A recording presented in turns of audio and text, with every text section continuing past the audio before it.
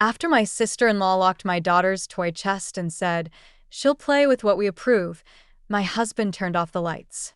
I rocked her to sleep with empty hands. Years later, when they unlocked a box of their own, what waited inside made them. This happened almost 11 years ago. I haven't told the full story before. Not to anyone. But I think I need to get it out now because something just happened recently and I can't stop thinking about how far we've come and what they try to take from us. I was 29 when we moved into my husband's sister's house. My husband, Nate, had lost his job the year before. I was working from home part-time and raising our daughter, who was 4. We had some savings, but between rent, groceries, and a few medical bills from my pregnancy that insurance didn't cover, we were running on fumes. We were scared.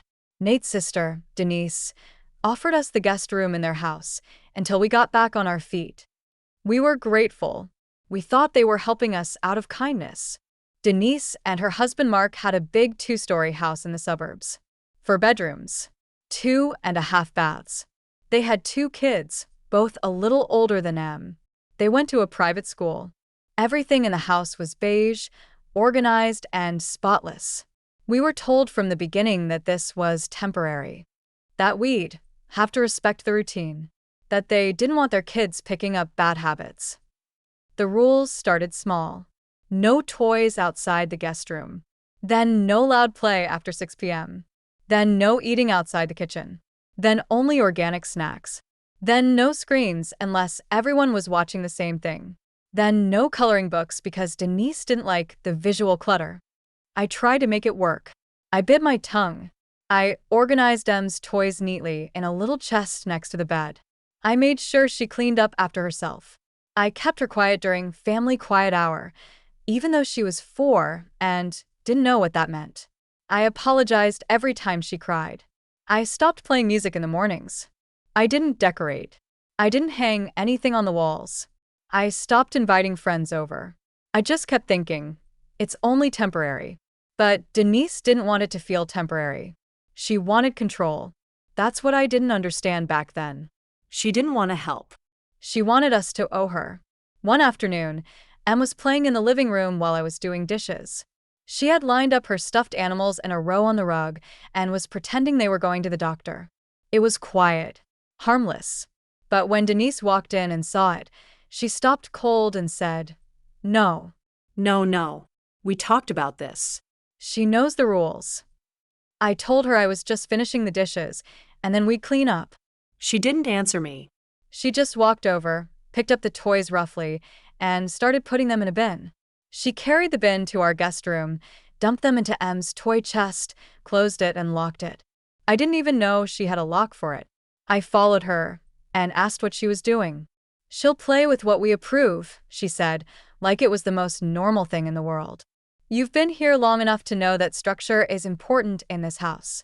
Some of those toys are overstimulating, and some of them are just junk. I looked at Nate. He was standing in the hallway behind her.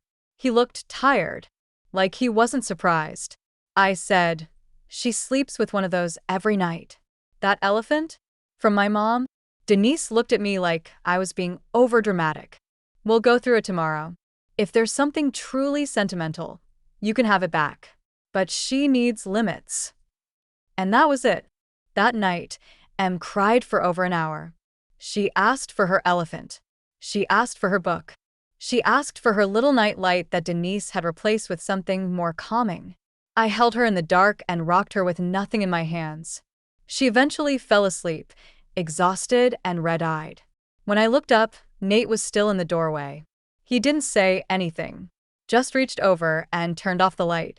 We stayed in that house for 14 more months. There is so much I could say about that time. The way they treated Em like she was a stray dog. The way Nate became smaller and quieter every month. The way I started to forget what it felt like to feel safe. I could go on for pages. But here's the thing, I never forgot the sound of that lock. I never forgot the way Denise said, "What we approve." I never forgot what it felt like to have to rock my daughter to sleep without the one thing that made her feel okay. I never forgot what my husband didn't say. I never forgave any of it. We left without warning the day we got the keys to our apartment. I packed everything while they were out, shoved what we had into a U-Haul, and taped a note to the fridge. Thank you for the roof. We'll manage from here. We cut off contact. I didn't ask for the toys. I didn't want anything that had passed through her hands. I just wanted to give him a life where no one locked her joy away and told her she didn't deserve it. That was over a decade ago. And then just 2 weeks ago, Denise emailed me. She said they were downsizing. Said her youngest was moving out and they were going through old storage bins. Said they'd found a box with our name on it. She said they'd love for us to come by and catch up. That they were proud of the people we've become. I haven't told you what was in the box yet. I'm not ready to, because I haven't even said what it meant. I didn't answer Denise's email right away. I let it sit in my inbox for 3 days. Read it over and over. The way she worded it. We're clearing out some things and found a few items of yours. Thought you might want them. Like it was no big deal. Like we were all just old friends reconnecting.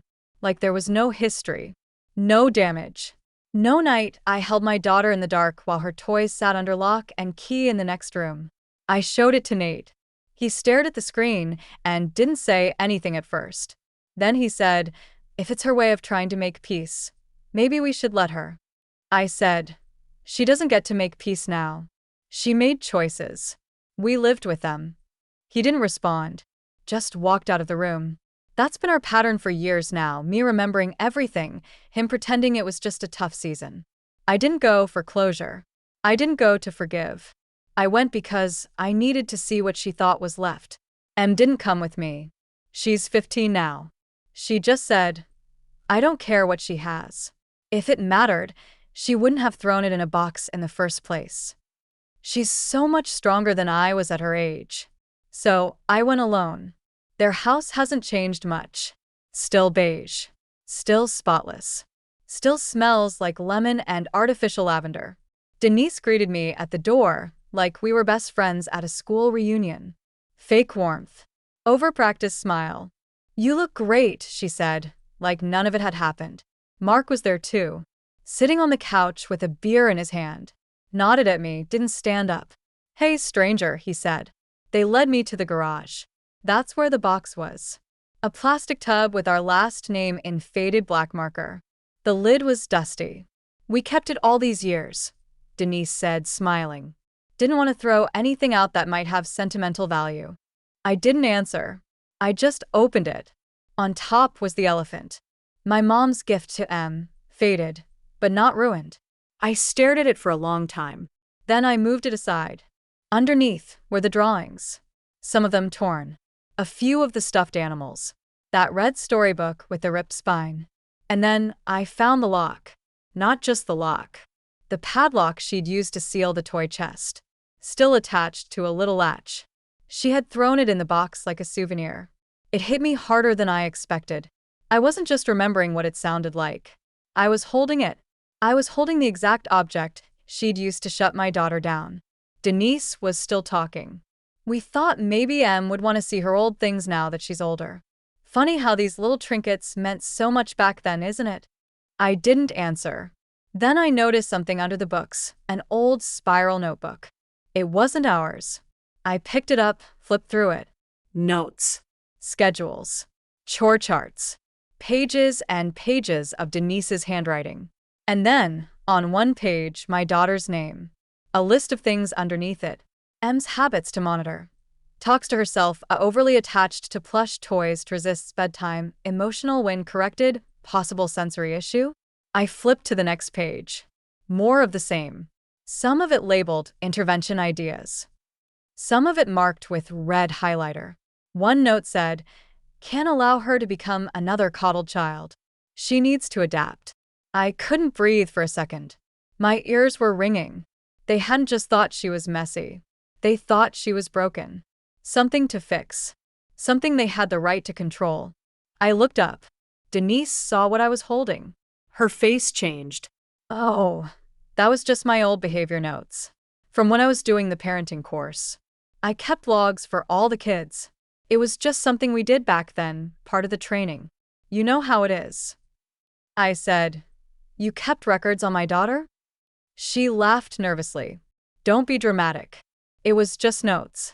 I had to document everything for the course. I said, "Did you ever think to show me this?" Denise's voice got tight. I was trying to help her. And you. We gave you a place to live, remember? We did what we could. It wasn't perfect, but we tried. You're acting like we were monsters. I said, "You locked up her toys and made a list of her defects. That's not helping. That's control." Mark stood up then. "Look," he said, "this is ancient history. We don't even remember half of it. If you came here to pick a fight, maybe we should have just tossed the box." I didn't answer. I picked up the elephant, the drawings, the notebook. I left the rest. Denise followed me to the door. "I hope you don't hold on to this bitterness forever. It's not healthy." Kids forget. "You should too." I turned and said, "She didn't forget. She just outgrew your voice in her head." I got in the car and drove away with the box on the passenger seat. I haven't told Em about the notebook yet. I don't know how. But I will. Because there's something else in those notes. Something that changes everything. I'm not ready to share that part yet. But I will be soon. I didn't sleep the night after I brought the box home. The elephant sat on the kitchen table next to the notebook. I stared at it for hours. Em came out around 2 a.m. She had trouble sleeping sometimes too, though she didn't say it. She just sat down across from me and looked at the elephant. "I remember that," she said quietly. "It used to smell like Grandma's closet." I nodded. She reached over and ran her hand across its ears. Then she asked, "Why'd they keep it?" I didn't have an answer. I wanted to say they kept it because deep down they knew what they did. Or because Denise always wanted to be the hero in her own story. Or because control doesn't disappear, it just collects dust. Instead, I said, "I think they thought it would make things right someday." Em tilted her head. "It doesn't." Then she got up and went back to bed.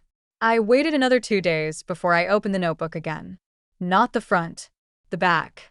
Something about the handwriting at the end looked different. It wasn't Denise's neat loops. It was Messier. Tighter. I flipped to the last few pages. It wasn't just Denise writing. It was Nate. There were only a few entries, maybe 3 or 4, dated during our last 6 months in their house. In them, he was journaling almost, writing down what he saw, what he felt. One entry stopped me cold. It said, "Em cried for an hour after Denise locked her toy chest." I said nothing. I stood in the hallway and watched. I couldn't move. I couldn't defend her. I don't know what's happening to me. I feel like I'm disappearing inside this house. Another one said, "I told Denise I thought she was being too harsh. She said I was being manipulated by sentiment. She said kids need order. She said my wife is too soft." I didn't argue. I don't know why I didn't argue. I read those lines over and over again. All these years I thought Nate just went along with it. That he picked silence because it was easier. That he didn't see what I saw. But he did. He saw it, he wrote it down, and he buried it inside a notebook I was never supposed to find. I confronted him that night. Showed him the pages. He looked at them like they belonged to someone else. Then he said, "I forgot I wrote that. I blocked so much of it out." I asked him why he didn't stop her. Why he didn't take Em's side. Why he didn't take mine. He said, "I was ashamed. I thought we were failing. I thought living under their roof meant we had to follow their rules. I didn't realize what it was doing to you." To her. Not until it was too late. I asked, "Did you know she was writing lists about our daughter?" He looked confused. "What lists?" I showed him. The page with Em's habits to monitor. The page that said possible sensory issue. His face went pale. I didn't know about this. I never saw this. I believed him. I did. But something still wasn't sitting right. Because when I flipped back to his earliest entry, I saw something I missed before. A post-it note stuck to the page. It had fallen down between the sheets, like it hadn't been touched in years. It had Denise's handwriting. It said, "Glad you're starting to see what I've been talking about. You need to get her in line too. Don't let your wife make her soft." Get her in line. Like Em was a machine. A dog. Something that needed discipline, not love. I looked at Nate. I asked him directly, "Did she ever ask you to take him to a specialist?" He paused. She mentioned it once. Said she had a friend who was a child psychologist.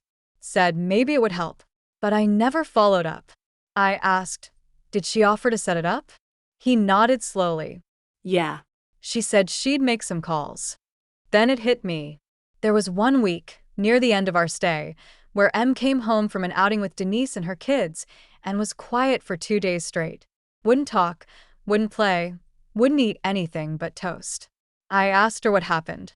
She said, "Nothing. We just went to a place where people ask questions." I thought it was a museum, a school visit. I thought she was just tired. Now I'm not sure. Now I think Denise took her somewhere. Without telling me. Without telling us. And I think someone asked him questions. Maybe about us. Maybe about me. I'm not finished with this story. I wish I was. But I just found something I didn't know I was missing. A number scribbled on the back of one of the notebook pages. No name. Just 10 digits. I looked it up. It belongs to a licensed child psychologist in the next town over. And now I have questions. I called the number. I didn't tell Nate. Not at first. It rang 4 times before a calm woman's voice answered. She said her name was Dr. Rena Caldwell. I asked if she remembered ever seeing a little girl named Em, gave her full name, and said it would have been sometime in late 2014. There was a pause. Then she said, "Are you the mother?" My stomach dropped. She remembered. She said she couldn't go into full detail without proper release forms, but she could tell me that, yes, she had seen Em. Once. For what was described to her at the time as a behavioral observation appointment. She said it was brought in by an aunt, not a parent. The aunt said the parents were emotionally overwhelmed and asked her to assess possible early signs of oppositional defiance or sensory dysregulation. I was shaking. I asked, "Did she seem distressed?" Dr. Caldwell hesitated, then said, "She was very quiet. Didn't respond much. Wouldn't make eye contact." When I asked where her mom was, she said, "I'm not allowed to say." I hung up. I couldn't breathe. I walked straight into Nate's office and dropped the notebook on his desk. Told him everything, word for word. He went white. Sat down hard in his chair. He said, "I didn't know she went through with it. I swear to God, I didn't know." I believed him. I did. But I couldn't believe we had missed it. That we had let it happen. That I had trusted anyone, even for a second, with my daughter when I was under someone else's roof. I don't remember the rest of that night clearly. I remember pacing. I remember Em knocking on the door and asking if everything was okay. I told her it was. It wasn't.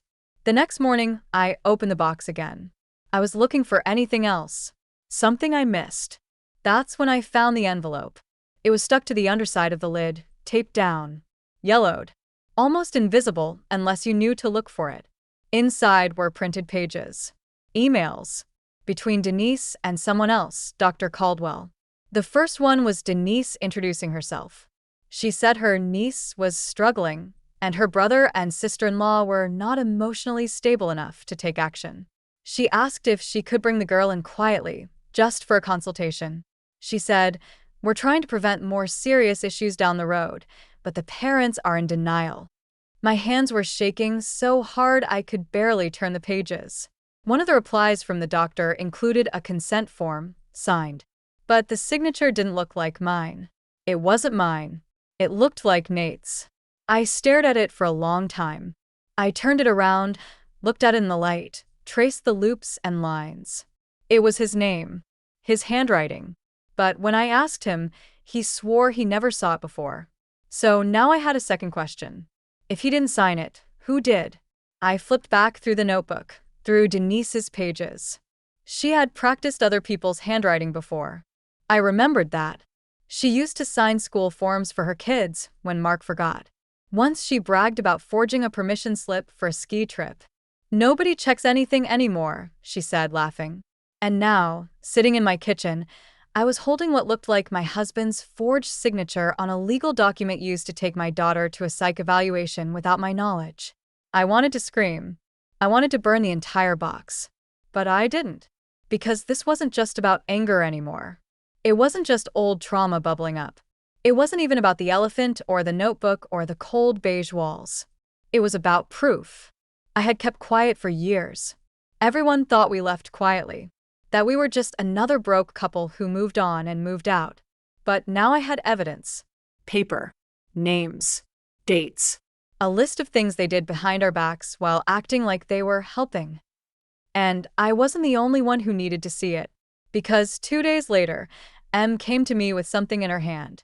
It was a drawing, one she had made when she was 4. She found it folded inside the elephant, tucked into the back seam, like she'd hidden it there. It was a picture of our family.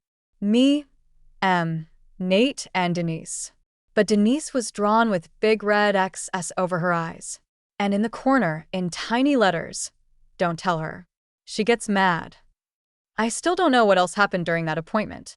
I don't know what Denise said to Em in the car, or what promises she made to keep her quiet. But I'm done not knowing. Because if Denise thought she could bury all this in a box and dig it up when it was convenient for her, she was wrong. Something is happening now. I'm not sure how far it's going to go, but I've contacted a lawyer. And I'm not done. After I found the forged signature, I stopped sleeping. I started documenting everything. Every page, every email, every note in the notebook. I scanned them all into a private drive. I didn't tell Nate. Not at first. I wasn't sure I trusted him anymore. He tried to explain himself every night. I didn't know, he kept saying. I was scared. I thought keeping quiet was keeping us safe. But that's not what keeping a child safe looks like. That week, I also spoke to Dr. Caldwell again. I told her about the forged signature. She went very quiet. Then she said she was deeply troubled and may need to notify the licensing board. She also told me something I didn't expect. Denise had come back 2 months after we moved out asking for copies of Em's assessment and for any information on ongoing referrals. Dr. Caldwell refused because she realized then that Denise had no legal authority. But Denise didn't stop. She had emailed again 6 months later, this time from a different address, claiming to be me. Dr. Caldwell didn't give her anything that time either. She said she suspected something was off. She still had all the emails archived. She offered to send them to me. When they came through, I sat on my kitchen floor and cried. It wasn't just one forged consent. It was 3 attempts to access my daughter's records after we left. All in my name. All with little mistakes, spelling my maiden name wrong, writing the wrong middle initial, using phrases I would never use. It was like Denise couldn't stop trying to own my child, even after we were gone. I told Nate everything. Showed him the emails. Showed him the notebook. Showed him the forged signature. He broke down. Not a small cry. A full, gut-wrenching collapse. He said he'd been a coward. That he'd left me alone to fight while he hid from the truth. That Denise had whispered in his ear for years about me being too soft, too weak, too emotional. That he'd let her poison him. He begged me to forgive him. I didn't answer. Because I wasn't sure I wanted to. I hired a lawyer. Not to sue for money. Money doesn't fix this. But to file a complaint with the licensing board, to make an official report of the forgery, and to start a paper trail that could never be buried in another plastic tub. My lawyer told me something important. Forged medical consent for a minor isn't just unethical. It's criminal. If Denise had taken Em without my consent and signed off as a parent, she had broken state law. He said, "If you want to press charges, you can." I said, "I do." The knock at Denise's door came on a Tuesday morning. Police and a process server. By then, I had already sent Mark a copy of the emails. I wanted him to see what his wife had done. He called me that night, voice shaking.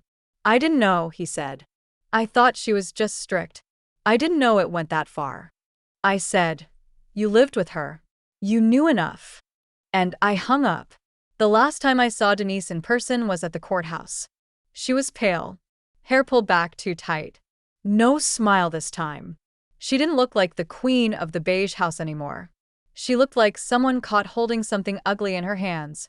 Her lawyer tried to spin it. Said she was acting out of concern. Said she had reasonable belief the child needed help. Said she didn't understand the consent process. But the forged signature killed that argument. So did the emails she sent pretending to be me. So did the notes about getting her in line. The state pressed charges for forgery of medical documents and interference with parental rights. She took a plea to avoid jail. Lost her job at the early childhood center, where she worked. Got probation and fines. Mark filed for separation 3 months later. Nate and I didn't come out clean either. Our marriage cracked wide open under the weight of everything. All the nights he didn't speak up. All the times I convinced myself to stay quiet too.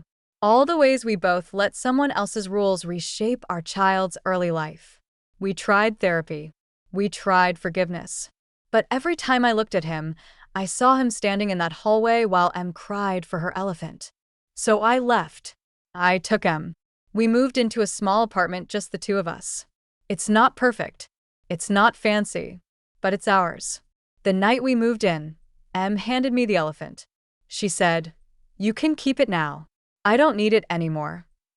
I put it on a shelf in the living room. No locks. No boxes. No rules about where it can go. A few weeks later, I got a letter in the mail. It was from Denise. Handwritten. No return address. It said, "You turned my family against me. You made me into a criminal. I was only trying to help. You've always been weak. That girl will turn out just like you." I read it once. Then I folded it, put it in the same folder with the emails and the forged consent forms, and locked it in my filing cabinet. I'm not sending anything back. She doesn't get another word from me. People think revenge is about fire and fury, about shouting and exposing.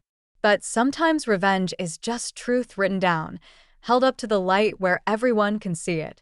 Sometimes revenge is a box unlocked after 10 years, full of proof someone hoped you'd forget. Sometimes revenge is walking away while the people who tried to control you lose everything they built on your silence. And sometimes revenge is simple. I built a life where my daughter sleeps through the night. No locks. No rules that shrink her down. She laughs loud. She fills rooms. She keeps her drawings taped to the walls. And that's the life they'll never get to touch. That's my ending. And hers.